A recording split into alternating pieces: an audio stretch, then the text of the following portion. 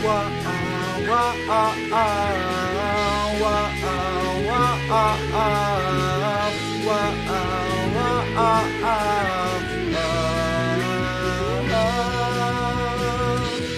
Science is the answer to all the questions in your mind, full of fun and learnings here you can find.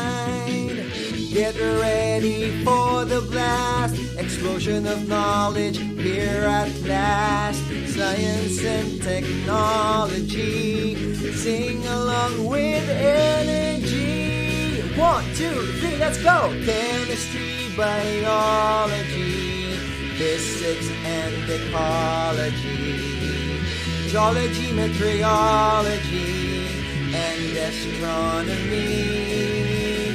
Many more branches you can explore. So come and join us in the world of science. Whoa, whoa, whoa, whoa, whoa.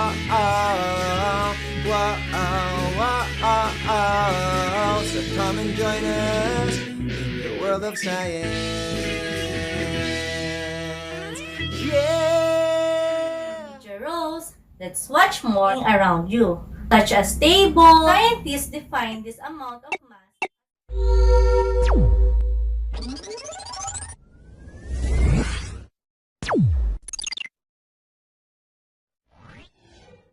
Good day, learners. I'm Teacher Rose. Let's watch more and learn more in our discussion today. Now, we're going to discuss on how to determine the number of protons, neutrons, and electrons in a particular atom. In this lesson, you are expected to, number 1, locate the atomic number in the periodic table. Number 2, identify the subatomic particles associated with the mass. And number 3, determine the number of neutrons from the mass number. Matter is everything around you, such as table, a computer, trees, even a person is a matter. Look at your surroundings. Can you identify other examples of matter? All matter is made up of atoms. Atoms consist of 3 basic particles: protons, neutrons, and electrons. The nucleus center of the atom contains the protons positively charged and the neutrons not charged. The outermost regions of the atom are called electron shells and contain the electrons negatively charged.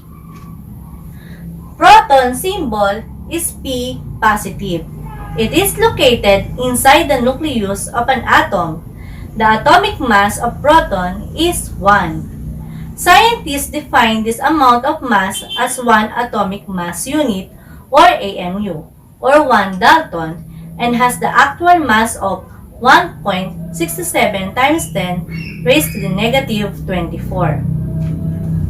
Neutron symbol is N raised to 0 and it has no charge. It is found inside the nucleus. The atomic mass of neutron is 1 AMU and the actual mass is 1.67 times 10 raised to the negative 24. The number of neutrons in an atom contribute significantly to its mass, but not to its charge.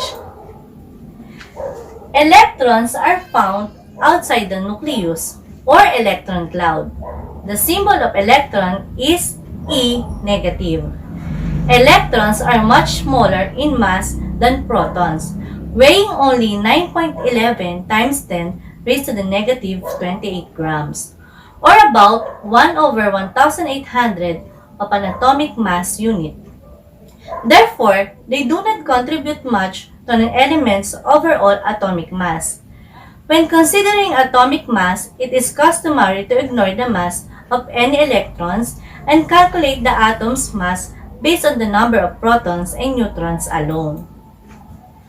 Atoms have different properties based on the arrangement and number of their basic particles.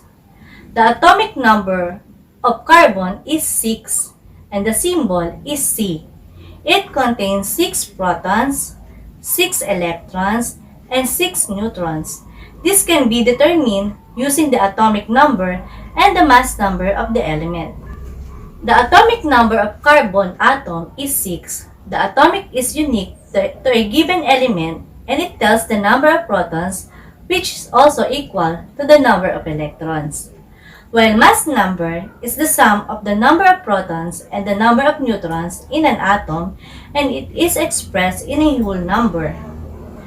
Now, let us use the formula or mnemonic APMAN in determining the number of protons, neutrons, and electrons in a particular atom. We have 8. It stands for A. Atomic number, P. Proton, E. Electron. And the formula is atomic number is equals to the number of proton and it is equal to the number of electron.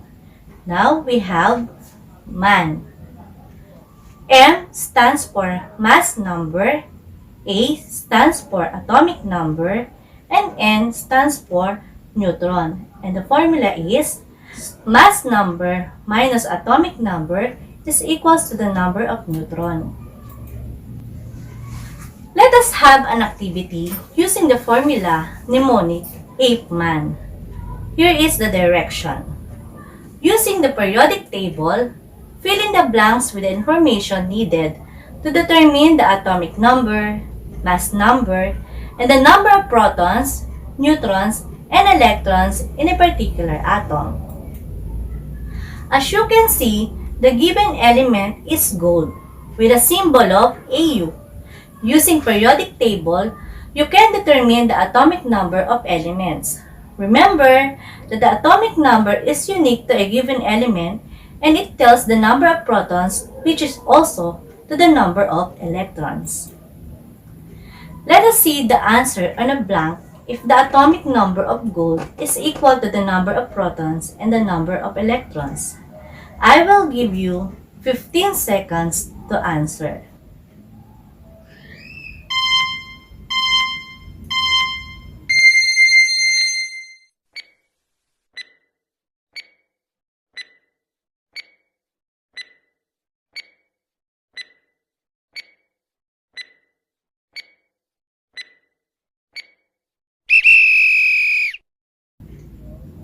Okay, here it goes.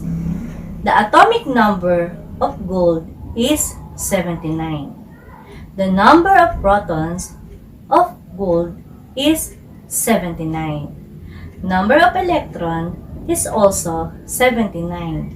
While the mass number of gold is 197. The mass number is the sum of the number of protons and number of neutrons in an atom, and it is expressed in a whole number. Then the answer in the number of neutron in gold is 118. To determine the mass number, you are going to subtract the mass number to the atomic number. If you will notice, we use the formula or mnemonic APE. Atomic number of gold is 79, and it is equal to the number of protons 79 and number of electrons 79 also. While the formula for determining the number of neutrons, we use mnemonic MAN, and here it goes. You are going to subtract the mass number to the atomic number. The mass number of gold is 197 and subtracted to the atomic number 79. Then the answer in the number of neutron in gold is 118. Now, let us proceed to the next element. I will give you again 15 seconds to fill in the blank on the table.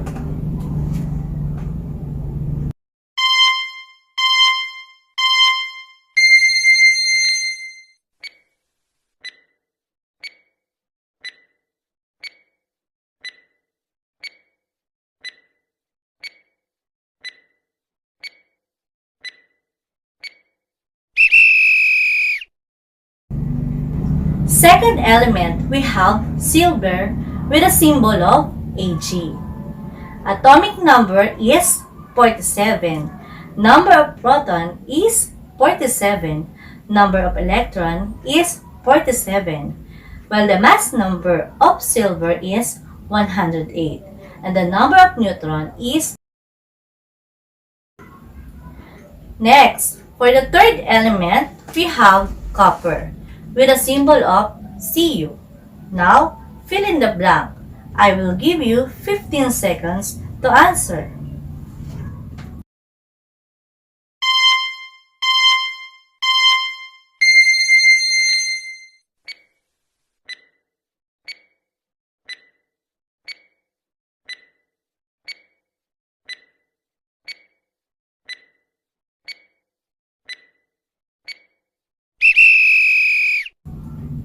Atomic number of copper is 29. And number of proton is also 29. And the number of electron of copper is also 29. While the mass number is 64 and the number of neutron is 35. Fourth element, we have sodium with a symbol of Na.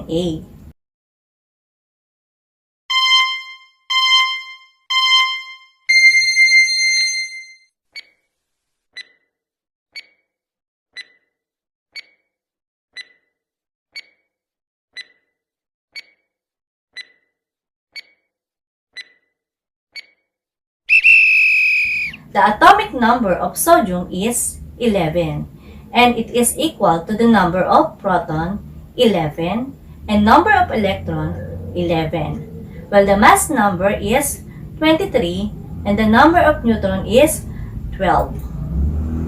Last element, we have potassium with a symbol of K.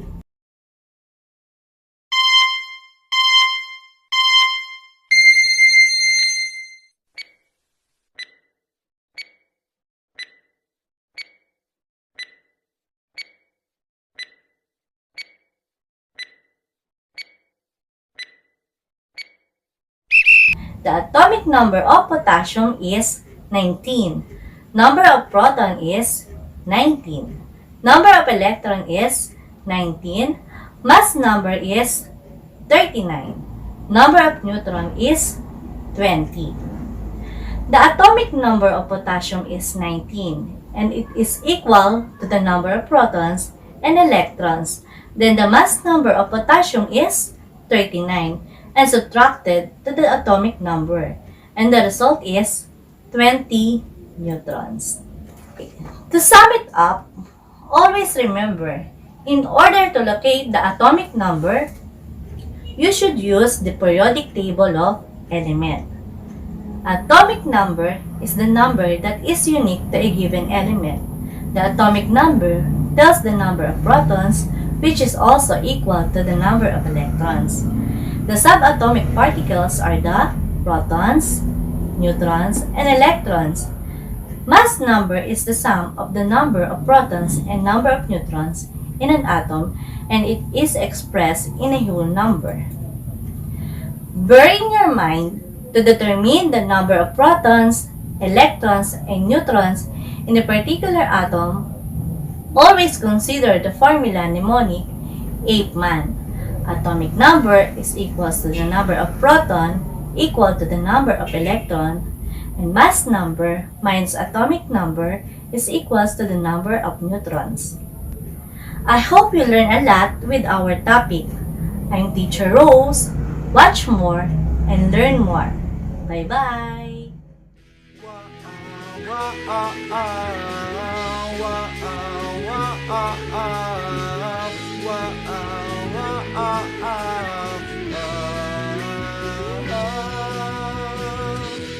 Science is the answer to all the questions.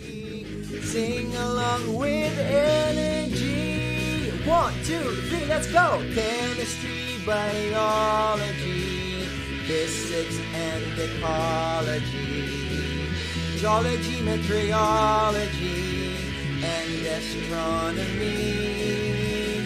Any more branches you can explore. explore. So come and join us in the world of science. Whoa, whoa, whoa, whoa, whoa.